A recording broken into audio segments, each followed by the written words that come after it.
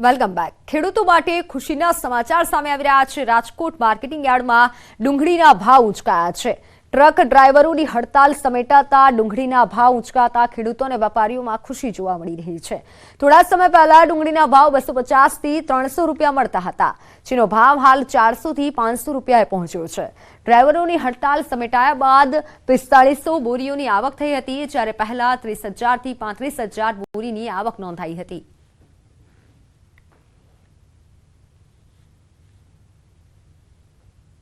આજની તારીખથી હડતાલ ખુલવાના હિસાબે તમામ લોડર વેપારી છે બહાર જે મોકલે છે એ તમામ હરાજીમાં આવી ગયેલ છે।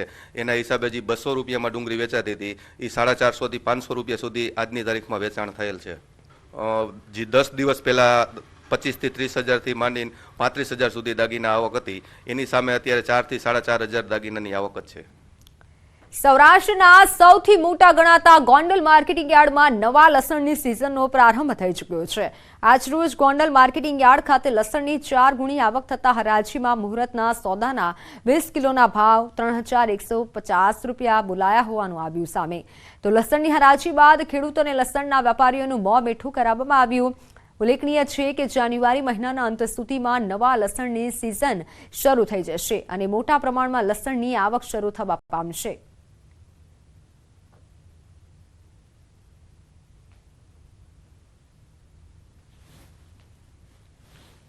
આજે 3 ગુણી નવું લસણ જે ખેડૂતોએ પહેલાં વાવેતર કરેલું હોય એની આવક થઈ અને 3150 રૂપિયા જેવા નવા લસણના આજે ભાવ આવ્યા છે।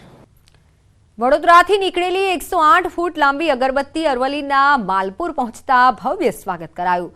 હિન્દુ યુવા વાહિની સહિત મોટી સંખ્યામાં ગામના અગ્રણીઓએ સ્વાગત કર્યું। બુધવારે ગુજરાતથી રાજસ્થાનમાં પ્રવેશ કરશે 108 ફૂટની અગરબત્તી। 22 જાન્યુઆરીએ ભગવાન શ્રી રામની પ્રતિષ્ઠા પહેલા અગરબત્તી અયોધ્યા પહોંચી જશે।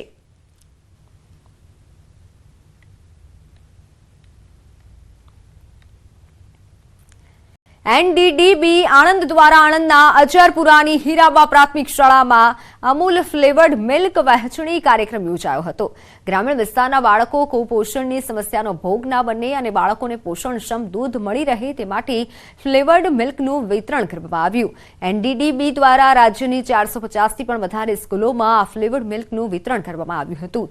આ કાર્યક્રમમાં સ્કૂલના પ્રિન્સિપલ સહિત શિક્ષકો ઉપસ્થિત રહ્યા હતા।